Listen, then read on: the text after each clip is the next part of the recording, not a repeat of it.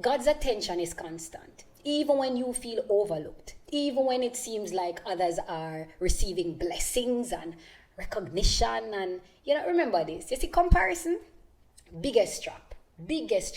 Because your talents and gift and your assignments are uniquely yours. So don't let, because you have an expectation and it wasn't met, right? You come to some conclusion or you rush into decisions and that take you off course. When things are hard, it's so easy for us to question if God care or if God will give you attention, or I'm just operate differently. Like how the world, it's fleeting. You feel like, is the focus there? Is God focusing on you? His interaction is not like you and me. People's attention can be like so fickle. Someone might they might send you a text, or they like a post that you put on social media, and they check in. They say, I'm checking briefly. But then them disappear for like weeks and months. I mean, sometimes them giving you attention based on if them in the mood or if them available or, schedule. But you're not going to always be their priority. But God's attention, trust me, God's attention is different. You're always priority. He can't run out of love because he's love. And he can't run out of time because he operates outside of it. His love is constant. It's intentional and deeply invested in you. Not just in what he gives you. So imagine calling your spouse, right? Or a close friend when you're going through some real problem.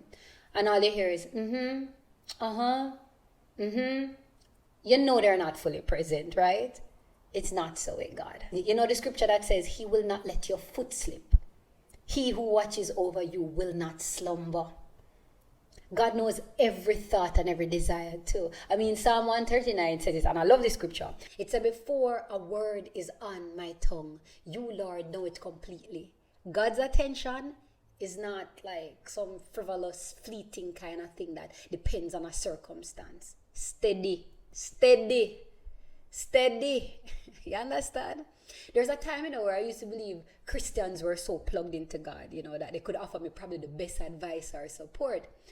But even with the best intentions, I've come to learn that, they're not able to fully fix my problems. No, this isn't to judge anyone. It's about saying we have to recognize that people all have limits, but God does not. So while people may listen to your struggle and then get tired of the problem, and God doesn't just listen. God is making solution, things that you can't even see. And that gives me reassurance in my everyday life. When I think about, behold, I will do a new thing. Now it shall spring forth. Shall you not know it?